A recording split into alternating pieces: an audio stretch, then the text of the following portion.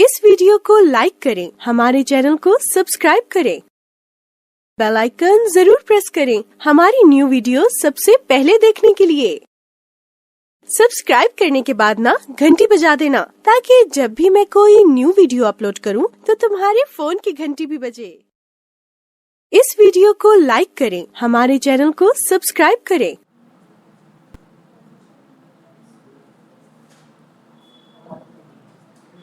नमस्कार दोस्तों, वंदे मातरम क्लासेज पर आपका हार्दिक अभिनंदन है। और कल क्लास नहीं हो पाई थी, किसी कारणवश तकनीकी समस्या आ जाती है जिसके कारण कभी क्लास नहीं हो पाती है, लेकिन अब क्लास जो है आपके रेगुलर आएगी, किसी भी प्रकार की कोई समस्या नहीं आएगी। हमने ये चैनल आप लोगों की समस्या समाधान के लिए किया है और आज हमारा राजस्थान पार्ट 4, जिसमें राजस्थान में प्राचीन सभ्यता स्थल है, उन सभी की हम समस्त जानकारी प्राप्त करेंगे। हमारा अध्याय का नाम है दोस्तों राजस्थान में प्राचीन सभ्यता स्थल।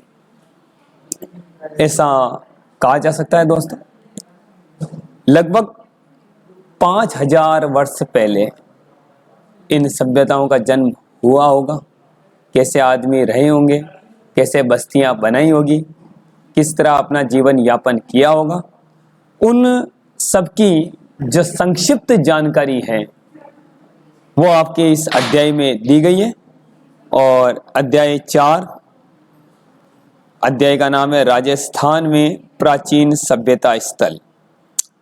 हमारे कंपटीशन एग्जाम में कई बार ऐसे प्रश्न आते हैं जिसको हम करने से चूक जाते हैं, क्योंकि कभी तो पूछते हैं दोस्तों ये सभ्यता कहाँ स्थित है, कभी क्या पूछा जाता है, कभी क्या पूछा जाता है, लेकिन आज इसकी हम संपूर्ण जानकारी प्राप्त करेंगे। मानव जब स्वयं के बारे में सोचना छोड़कर दूसरों के बारे में सोचना शुरू करता है, तब समूह में रहकर कार्य प्रारंभ करता है। समूह, क्योंकि प्राचीन काल में मनुष्य समूह में नहीं रहता था, जब जंगलों में इधर उधर भटकता था। लेकिन जैसे जैसे बस्तियां बनना शुरू हुई हैं, वैसे वैसे ये लोग साथ रहने लगे हैं। इसी सभ्यता की शुरुआत होती है और समय के साथ सभ्यताएं विकसित होती हैं, किंतु परिवर्तन के साथ कुछ सभ्यताएं नष्ट हो जाती हैं, कुछ नया आकार बना लेती हैं। राजस्थान में ऐसी कई सभ्यताएं जो संस्कृति के मरुस्थल और अरावली में नदियों के किनारे दबे पड़े हैं। दोस्तों, अधिकतर सभ्यताओं का जन्म नदियों के किनारे हुआ है। ये क्यों हुआ है दोस्तों?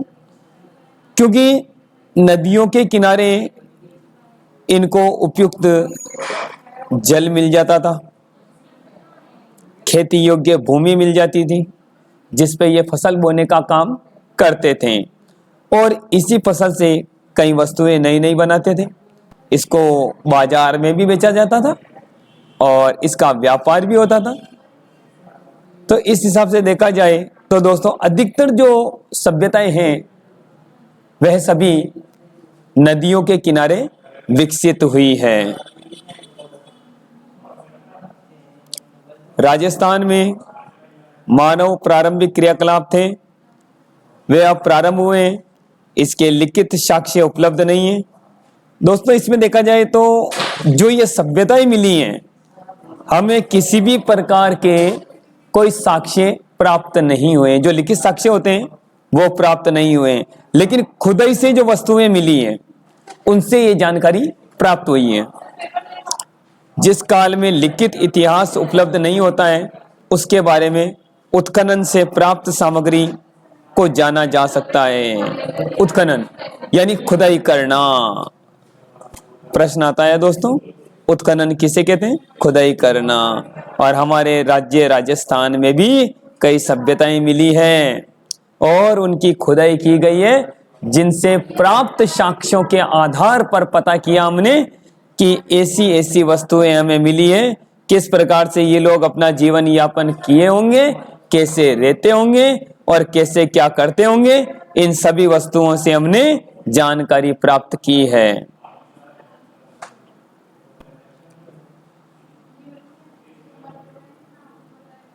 उत्खनन से प्राप्त प्राचीनतम साक्ष्यों में आवास स्थल, लकड़ी, अनाज, हड्डी, पत्थरों के अस्त्र शस्त्र उपकरण प्रमुख हैं। चूंकि उपकरणों में पत्थर उपकरणों की संख्या सबसे अधिक मिली है, प्रारंभिक युग प्रस्तर युग कहा गया है। प्रारंभिक युग, प्रस्तर का मतलब होता है पत्थर, और पत्थर को कहते हैं साहब पाषाण, यानी प्रारंभ में जो काल था वो पाषाण काल था। और पाषाण काल में क्या होता था दोस्तों, पत्थर के औजार बनाए जाते थे और उन औजारों से शिकार किया जाता था। उसके बाद दोस्तों तांबे की खोज हुई, इसके साथ पाषाण और लग गया, तो यह सभ्यता क्या कहलाने लगी दोस्तों, ताम्र पाषाण सभ्यता।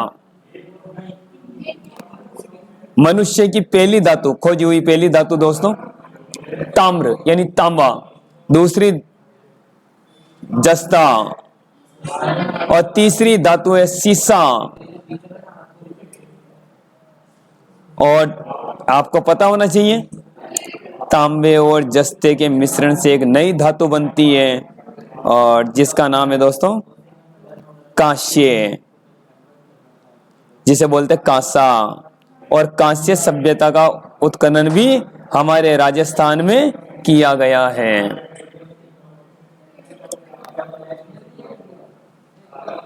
प्रस्तर युग में मानव अपनी आवश्यकता की पूर्ति के लिए जानवरों का शिकार करता था अथवा जंगलों से कंदमूल एकत्रित कर अपना पेट भरता था। उसने कुल्हाड़ी, गंडासा, छुरा जैसे उपकरण बनाए। ये उपकरणों के नाम है, और ये कौन से काल की बात कर रहे हैं, ये प्रस्तर युग की बात कर रहा है।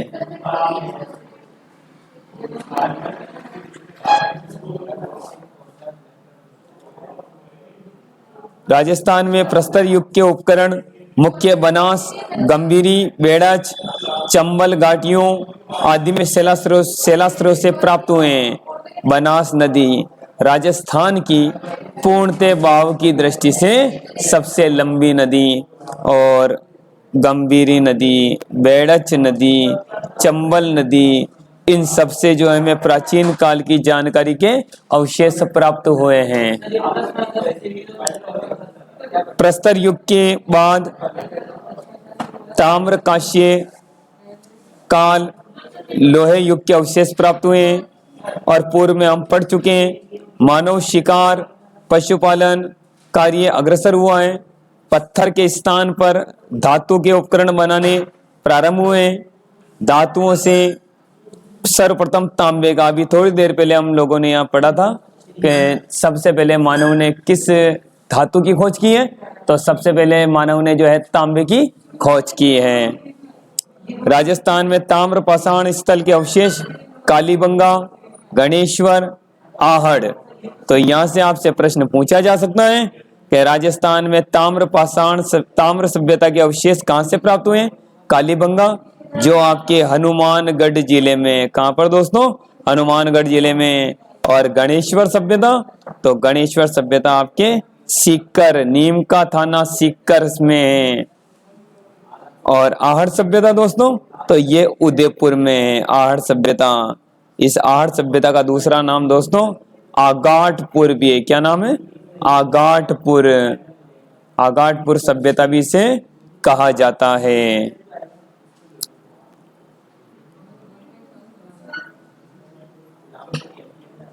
ये देख लीजिए, एक मानचित्र हमारे पास। इस मानचित्र में राजस्थान की सभ्यता के प्राचीन केंद्र पड़ेंगे। पीलीबंगा, रंग महल, बड़ा पोल, ये सब, और ये कालीबंगा, ये चारों स्थल जो है दोस्तों ये हनुमानगढ़ जिले में।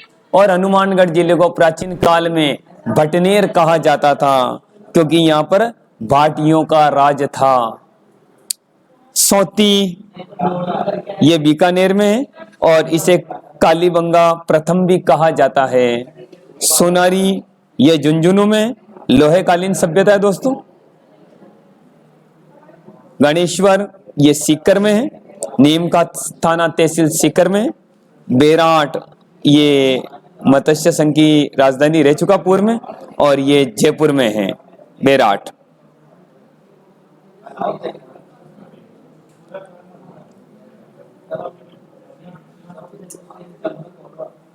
दर ये दर भरतपुर में, रेड टोंक में, नगर टोंक में, नगरी चित्तौड़गढ़, आहड़ उदयपुर में, गिलोंड राजसमंद में, बागोर भीलवाड़ा में, तिलवाड़ा बाड़मेर में। ये तिलवाड़ा और बागोर ये दोनों सभ्यताओं के प्रश्न आपको परीक्षाओं में देखने को मिलते हैं।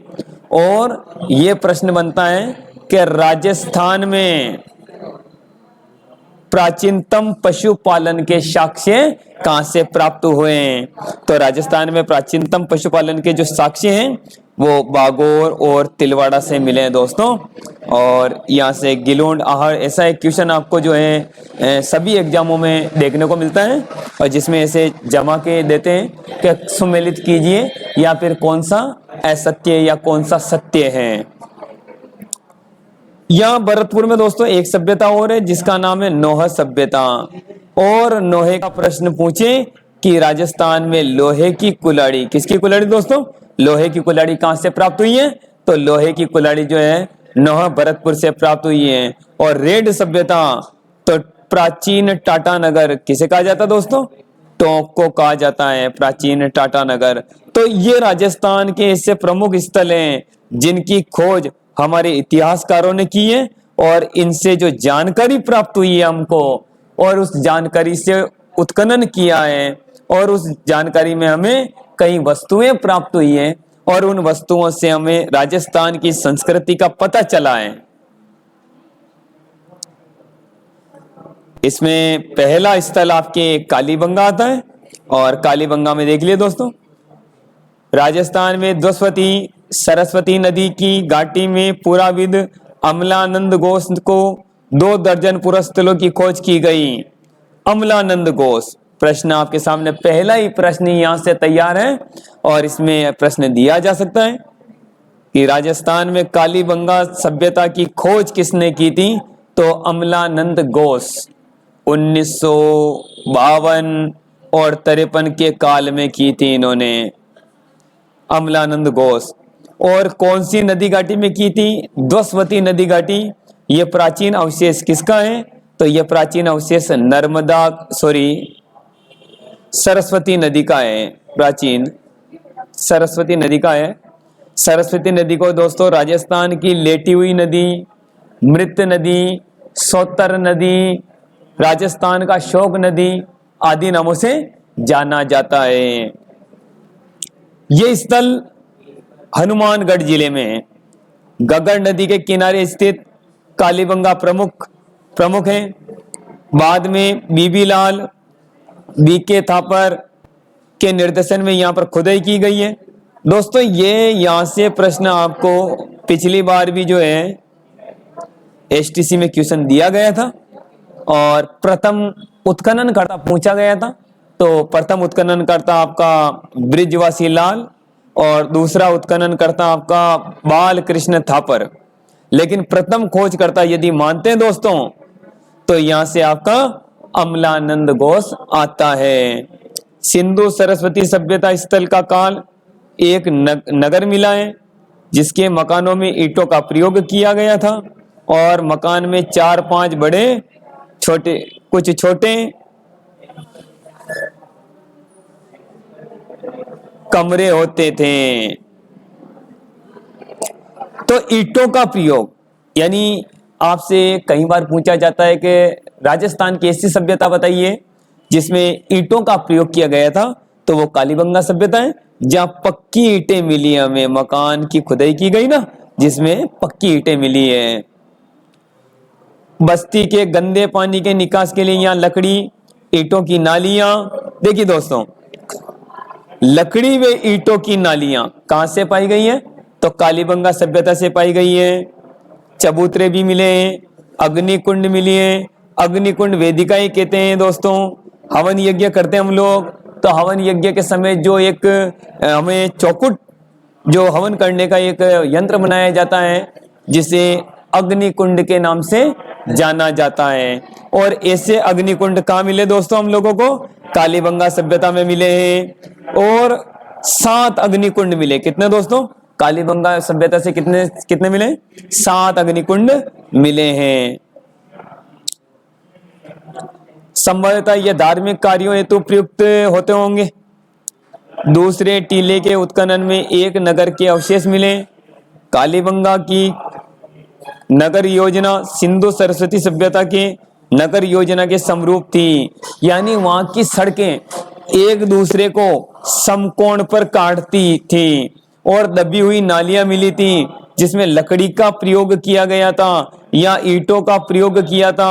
और जो मकान मिले हैं दोस्तों, वो पक्के मकान थे और डबल मंजिल के मकान भी हो सकते थे। और एक नाड़ भी मिली अंदर चढ़ने के लिए, सीढ़ियां होती है, वो भी हमें वहां से प्राप्त हुई है। ऐसा कहा जा सकता है कि वहां के मकान जो है चौखट बनते होंगे और प्रथम बार 2 कमरे, उससे आगे 2 कमरे, बीच में जो है चौगान खुला रहता था और यहाँ से रोड निकलता था। इसे बोलते थे दोस्तों मुख्य मार्ग। और यहाँ से दरवाजा न खुलकर पीछे से दरवाजा खुलता था। ये सभ्यता के प्रमाण है और इसे नगरीय सभ्यता के नाम से भी जाना जाता है। तो प्रश्न आपके सामने वापस पुनः तैयार है। कालीबंगा सभ्यता के परिप्रेक्ष्य में कौन सा कथन असत्य है? तो सत्य वाले आप जानते ही हो कि लकड़ी की नालियां बनी थी या अग्निकुंड भी मिले थे, नगर योजना के अवशेष मिले थे। इसका उत्खनन सर्वप्रथम इसकी खुदाई अमलानंद घोष ने की थी। इसका प्रथम बार जो उत्खनन बीके थापर, बीवी लाल और दूसरी बार बीके थापर ने किया था। तो ये सभी जो तथ्य हैं ये सत्य में जाएंगे। और ये अगर पूछा जाए इसके नीचे अगला असत्य में कि ये कांतली नदी के किनारे थी, तो ये गलत है, क्योंकि कांतली नदी के किनारे गणेश्वर सभ्यता थी।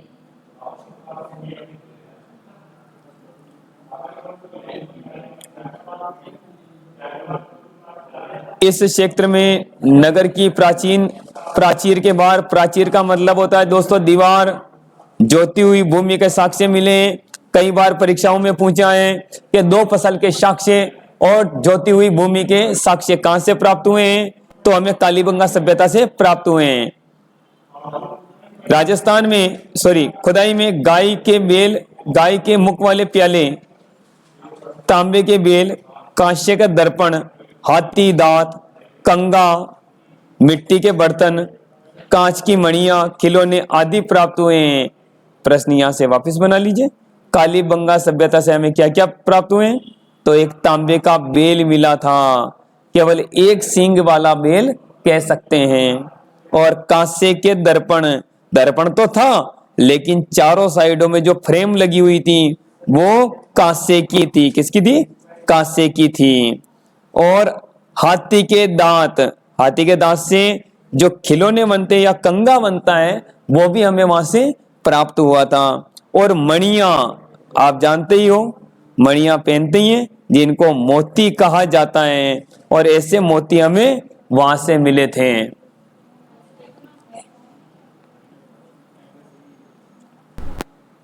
कालांतर में नदियों का पानी सूखने और मरुस्थल के बढ़ने से समृद्ध बस्ती उजड़ गई।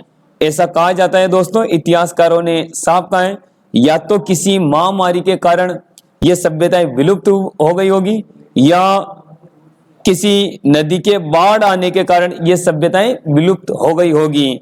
ऐसे पूर्ण रूप से जो है हमें साक्ष्य प्राप्त नहीं हुए। अगली सभ्यता लेते हैं, आगाटपुर या आहड़। अभी थोड़ी देर पहले ही मैंने आपको बताया था, आहड़ सभ्यता का दूसरा नाम आगाटपुर सभ्यता भी है। ये उदयपुर के पूर्व में आहड़ बेड़च नदी के किनारे 2 टीले में दिखाई देते हैं। जिसको स्थानीय भाषा में धूलकोट कहते हैं। अब प्रश्न यहां से बना लीजिए वापिस कि आगाटपुर सभ्यता या आहड़ सभ्यता का दूसरा नाम क्या है, तो धूलकोट सभ्यता है। यह बस्ती पहले ताम्रवती, तांबावती के नाम से जानी जाती थी। ऐसा प्रतीत होता है कि तांबे के औजारों का निर्माण का केंद्र होने से ये नाम पड़ा है और 10वीं व 11वीं शताब्दी में आगाटपुर के नाम से जाना जाने लगा। 10वीं और 11वीं शताब्दी आ रहा दोस्तों, इसमें आगाटपुर के नाम से जाना जाने लगा। तो पहले क्या कहते थे, ताम्रवती या तांबावती। क्यों कहते थे, क्योंकि यहाँ पर तांबे के औजार बनते थे। इस हिसाब से देखा जाए तो इस सभ्यता को ताम्र सभ्यता भी कहा जा सकता है। यहाँ से प्राप्त मकानों की दीवारें पत्थरों, मिट्टी से बनी हुई, कुछ छतें वे केलू से बनी होती थी। कमरों के बीच में बांस की पर्दी, मिट्टी छड़ी दीवार,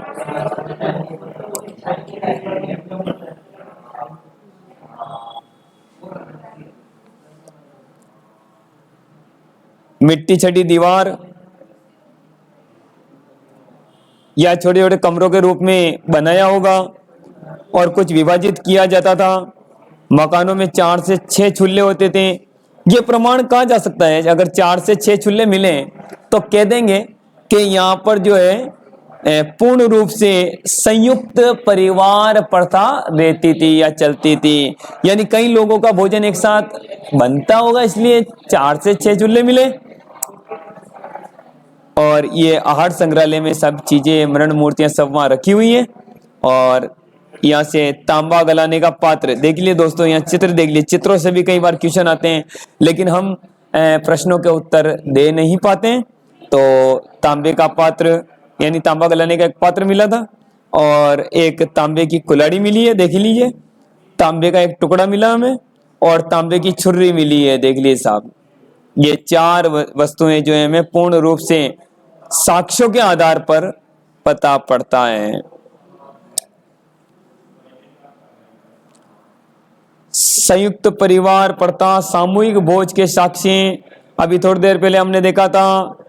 6 चूल्हे एक साथ मिले एक मकान में, तो ऐसा कहा जा सकता है कि यहाँ पर सामूहिक भोजन बनता होगा, इसलिए 6 चूल्हे मिले। अगर 6 चूल्हे नहीं मिले होते तो हम कैसे जान पाते कि यहाँ सामूहिक भोज प्रथा थी। यहाँ उच्च कोटि के चावल उत्पादित होते थे और आहड़ में भट्टी नुमा चूल्हा मिला है। अब देखिए साहब, भट्टी नुमा चूल्हा कहाँ से मिला है दोस्तों, आहड़ से मिला है। ऐसा माना जाता है कि यहाँ तांबा पिघलाया जाता था। तो तांबा पिघलाने का पात्र कहाँ से मिला है, आहड़ सभ्यता से मिला है। आहड़वासी बर्तन बनाने की कला में दक्ष थे। यहाँ मिले लाल व भूरे मृदभांड, हाथ की सफाई। मृदभांड बोलते दोस्तों बर्तन, बड़े बड़े जो पात्र बनते थे मिट्टी के, मृदभांड लाल और भूरे रंग के मिले, जो सफाई से अलंकृत, यानी उन पर चित्र शैलियां बनी हुई थी। और धूलकोट के 1951 और 52 में उत्खनन हुए, जिसमें से तस्तरियां और दीपक, यानी इसका उत्खनन कब किया गया था दोस्तों, 1951-52 में किया गया था।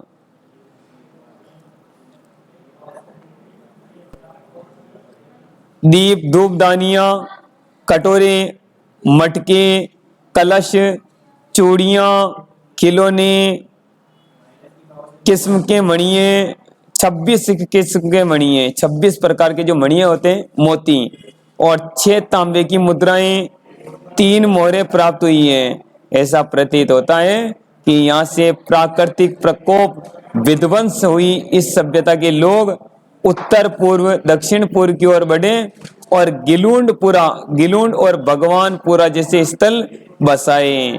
यानी ऐसा कहा जा सकता है कि यहाँ से कोई प्राकृतिक विध्वंस आया होगा और ये सभ्यताएं जो है आहड़ छोड़कर, पहले उत्तर पूर्व में थी, अब ये आहड़ छोड़कर जो है दक्षिण पूर्व में राजसमंद में गिलुंड स्थान पड़ता है और भगवानपुरा स्थान पड़ता है।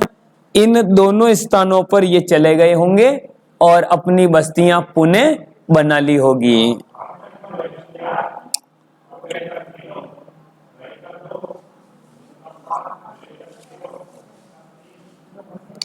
बालाथल। उदयपुर जिले के वल्लभनगर तहसील के बालाथल में मिली सभ्यता ताम्र पाषाण कालीन आहार संस्कृति से संबंधित है। अब ये दोनों ही कौन सी संस्कृति से हुई दोस्तों? ताम्र पाषाण तो तांबे का भी उपयोग, और पाषाण बोले तो पत्थर का भी उपयोग। यहाँ 11 कमरों के एक बड़े भवन दुर्ग जैसे चिन्ह प्राप्त हुए हैं। प्रश्न यहाँ से बना लीजिए, बहुत छोटे छोटे क्वेश्चन आएंगे आपके पास में और कहेंगे कि 11 कमरों का यानी 11 कमरों का बहुत बड़ा भवन कहाँ से प्राप्त हुआ है? तो बालाथल सभ्यता से प्राप्त हुआ है। कहाँ से प्राप्त हुआ दोस्तों? बालाथल सभ्यता से प्राप्त हुआ है। बालाथल में तांबे का चाकू, कुल्हाड़ी, छेनी, बाण, उपकरण जैसे कर्णफूल, कर्णफूल का मतलब होता है कान में पहने जाने वाले आभूषण, और गले के हार, लटकन आदि आभूषण मिले हैं।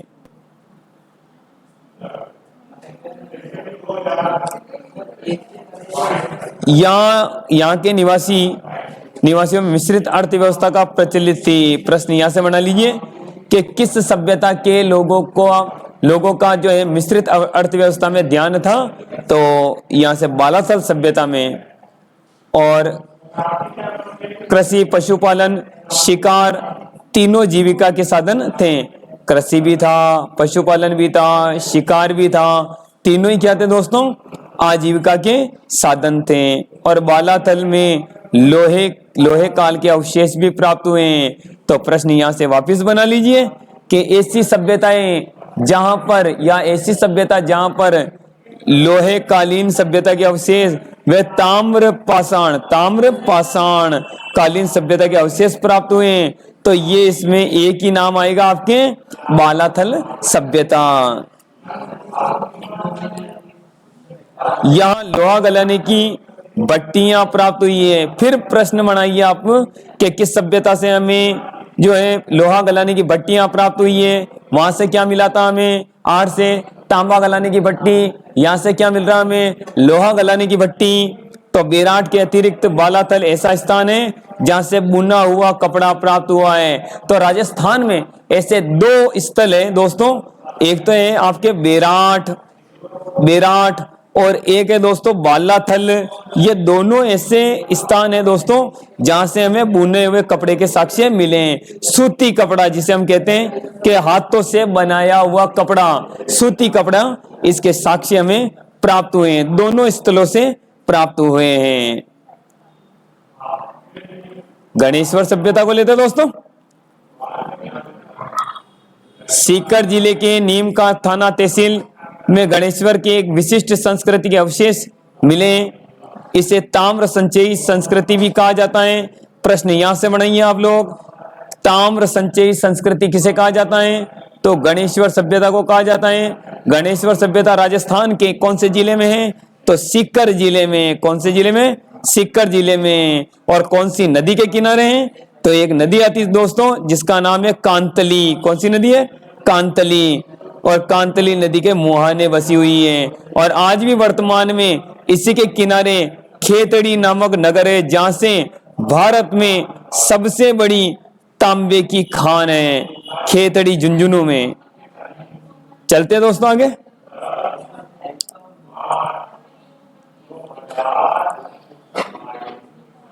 यह संस्कृति पूर्वी राजस्थान एवं गंगा घाटी के क्षेत्र में पल्लवित हुई है। आपकी जो गणेश्वर सभ्यता है वो पूर्वी क्षेत्र और गंगा घाटी क्षेत्र में पल्लवित हुई है। और गणेश्वर में बहुत उपकरण मिलते हैं, ताम्र उपकरण मिलते हैं। इस कारण खेतड़ी ताम्र भंडार की निकटता रही होगी। ताम्र उपकरणों में बाण, छेनियां, मछली पकड़ने के कांटे, उस्तरे, अंगूठियां आदि प्रमुख हैं। और कई बार परीक्षाओं में पूछा है कि मछली पकड़ने का तांबे का कांटा कहां से प्राप्त हुआ है? देखो मछलियां सभी पकड़ते हैं, जानते हैं। अगर कहीं अपन जलाशय के आसपास चले जाते हैं, जो मांसाहारी व्यक्ति होते हैं वो मछलियां पकड़ने का काम करते हैं। तो इस हिसाब से कहा जा सकता है कि गणेश्वर सभ्यता के लोग मांसाहारी रहे होंगे, इसलिए वो लोग क्या है कि मछलियां पकड़ते थे।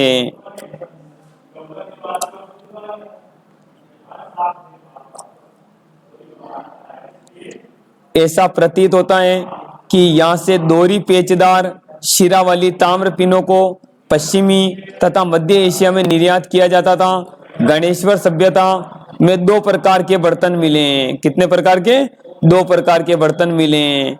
तो अपने उदयपुर की आर्ट सभ्यता में हमने जो है लाल व भूरे मृद भांड के बारे में जानकारी प्राप्त की थी। तो यहाँ पर भी देखिए दोस्तों 2 प्रकार के बर्तन मिले, तो चेक करेंगे बिल्कुल। हड़प्पा पूर्व संस्कृति के हल्के लाल रंग के पतले बर्तन, बर्तन भी कौन से थे दोस्तों? हल्के लाल रंग के बर्तन। और लाल चिकनी मिट्टी विशिष्ट कारीगरी में मजबूत बर्तन। इन बर्तनों पर मर्तबान, कलश, प्याले, तसले, ढक्कन, हांडी आदि प्राप्त हुए हैं। ये सभी वस्तुएं हमें उत्खनन से प्राप्त हुई है और जिनकी जानकारी आज हम कक्षा 6 की हमारा राजस्थान अध्ययन के अध्याय 4 में प्राप्त कर रहे हैं। कई प्रकार से जो है आपके छोटे छोटे क्वेश्चन आते हैं, उन क्वेश्चन के उत्तर हम दे नहीं पाते हैं क्योंकि ऐसी जानकारियां केवल माध्यमिक शिक्षा बोर्ड की किताबों में ही मिलती है, अन्य गाइडों में नहीं मिलती है। आहड़ एवं गणेश्वर सभ्यताएं ताम्र पाषाण काल की थी।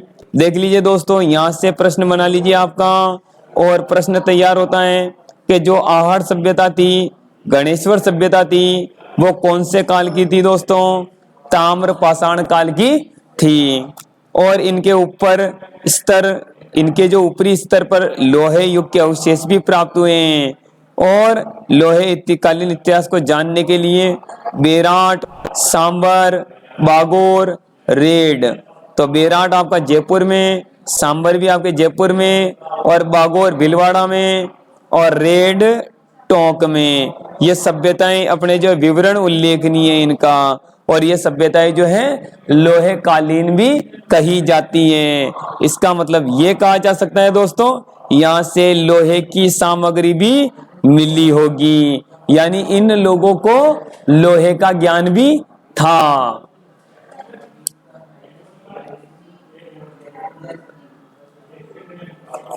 देखिए दोस्तों, एक चित्र है आपके सामने, इसे बोलते हैं अशोक का शिलालेख और बेराट से प्राप्त हुआ है, और इसे बोलते हैं बाबरू का शिलालेख। क्या कहते हो दोस्तों? बाबरू का शिलालेख। प्रश्न आ जावे राजस्थान में बाबरू का शिलालेख कहां पर है? तो बेराट में बाबरू का शिलालेख। कई बार पूछा है दोस्तों कि बाबरू का शिलालेख कहाँ स्थित है?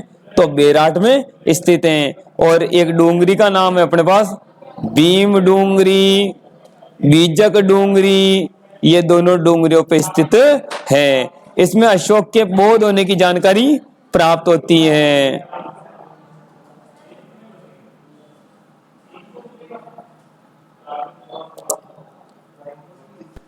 जयपुर जिले में स्थित बेराट कस्बा हर युग में सभ्यता संस्कृति का केंद्र रहा है। इसकी बीजक डूंगरी और भीम डूंगरी पुरातत्व की दृष्टि से महत्वपूर्ण है। महाभारत में इसका उल्लेख मत्स्य जनपद की राजधानी विराटनगर में हुआ था, और यह राजस्थान पुलिस के एग्जाम में कई बार पूछा था कि महाभारत कालीन क्षेत्र कौन सा है? तो मत्स्य जनपद था, और इसकी राजधानी क्या थी दोस्तों? विराटनगर, जिसको वर्तमान में बेराट के नाम से जाना जाता है। यहाँ पांडवों ने अपने अज्ञातवास के अंतिम दिन व्यतीत किए थे। पांडवों को दोस्तों 12 साल का वनवास हुआ था और 1 साल का अज्ञातवास हुआ था, और ये 1 साल के अज्ञातवास को कहाँ बिताया था इन्होंने? मत्स्य जनपद में बिताया था। मौर्य काल में भी एक प्रमुख केंद्र था। अशोक के 2 स्तंभ लेख बाबरू और बेराट शिलालेख, बौद्ध मठ अवशेष प्राप्त हुए। यहाँ से एक कमरा मिला, कमरे में 36 मुद्राएं मिली हैं। एक कमरा मिला है और कमरे में 36 चांदी की मुद्राएं मिली हैं, जिनमें 8 पंचमार्क और 28 भारतीय यूनानी शासक की है। और भारतीय यूनानी शासक कौन था दोस्तों? मिनांडर। मिनांडर की मुद्राएं यहाँ से हमें प्राप्त हुई थी।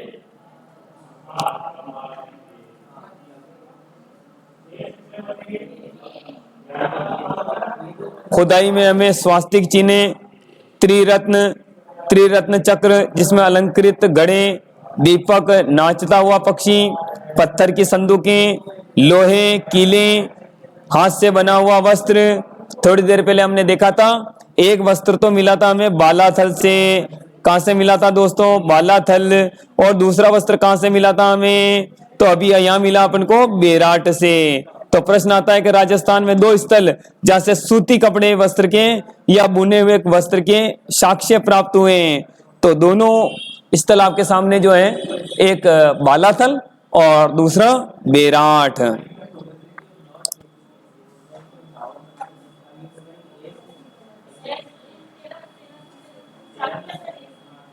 उपयुक्त स्थलों के अतिरिक्त राजस्थान में भीलवाड़ा जिले के बागोर, थोड़ी देर पहले हमने देखा था यहां से कि प्राचीन पशुपालन के साक्ष्य कहां से प्राप्त हुए हैं?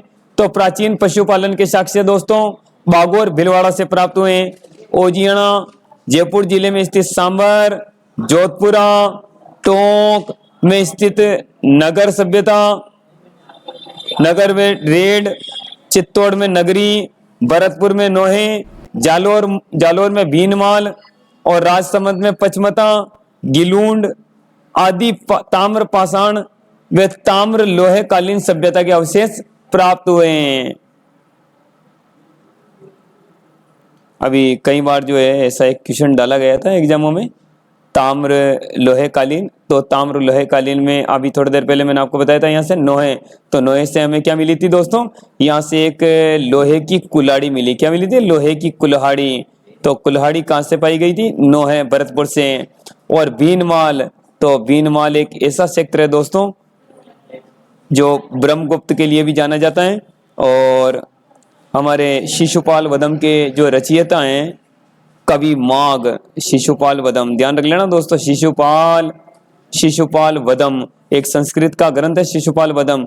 इसके रचनाकार कौन है? कवि माघ। तो कवि माघ की जन्मस्थली भी माना जाता है। और यहाँ पर एक चीनी यात्री भी आया था दोस्तों, जिसका नाम आपकी ही किताब में जो है युवान, क्या आया था दोस्तों? युवान चुआंग, यानी या कह सकते हैं आपको हेनसांग। क्या नाम आया था दोस्तों? हेनसांग। तो हेनसांग यहाँ पर घूमने के लिए आया था, कवि माघ की जन्मस्थली को देखने के लिए आया था।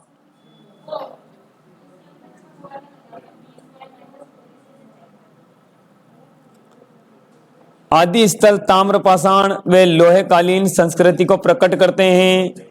ये देखिए दोस्तों एक चित्र में बौद्ध में बेराट मठ के अवशेष। और यहाँ से 3 शब्द मिले हमें, एक का नाम है बुद्ध, दूसरे का नाम है धम्म, तीसरे का नाम है संग।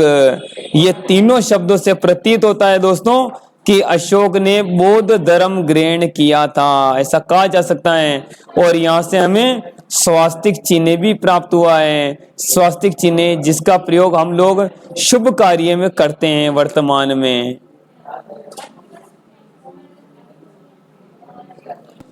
देखिए दोस्तों शब्दावली पे एक बार नजर डालेंगे। उत्खनन, खुदाई, मृद भांड, मिट्टी के बर्तन, आघाटपुर से मिले, आहट से मिले हमें मृद भांड जो लाल भी थे और भूरे भी थे। और पाषाण, तो मनुष्य ने सबसे पहले किसकी खोज की थी दोस्तों? पाषाण की खोज की थी। पाषाण के बाद में क्या आया दोस्तों?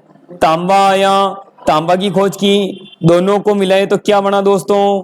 ताम्र पाषाण बना। तो ताम्र पाषाण काल भी हमारे पास आया। फिर इसके बाद में दोस्तों जस्ते की खोज की, ये जस्ता। तो दूसरी धातु कौन सी दोस्तों? जस्ता। फिर तीसरी धातु आपका सीसा। तो ये इस हिसाब से धातुओं का क्रम है जो हमें यहां से देखने को मिलता है। ये ताम्र का नाम भी आ गया। प्रश्नों पर नजर डालेंगे। निम्न में से किस जिले में कालीबंगा सभ्यता, ये देखिए दोस्तों अभी थोड़ी देर पहले हमने पढ़ा था, हनुमानगढ़ जिले में सरस्वती नदी के किनारे। सरस्वती नदी को क्या कहते हैं? राजस्थान का शोक कहते हैं, क्योंकि प्राचीन काल में इस नदी से हमारे राजस्थान में बहुत बार बाढ़ आ जाती थी।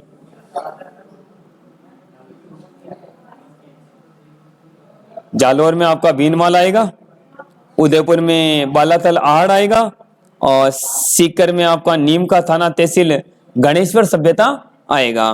तो हमारा ऑप्शन केवल यहाँ तक ही सीमित है, कालीबंगा सभ्यता आपका हनुमानगढ़।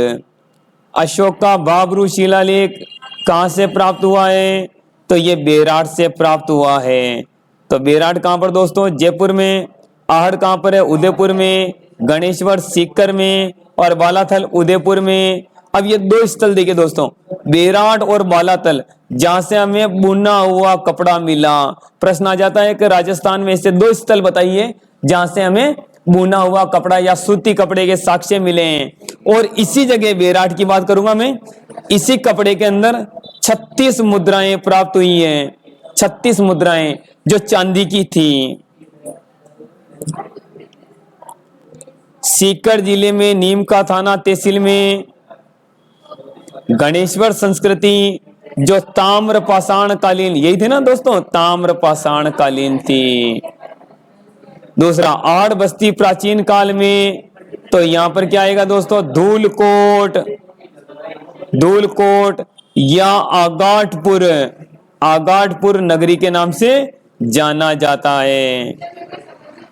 बाकी के प्रश्न आपको देखने पड़ेंगे, और जैसे हमने आपको रिव्यू करवाया है, आप भी एक बार इस वीडियो को देखें और अधिक से अधिक शेयर करें, लाइक करें।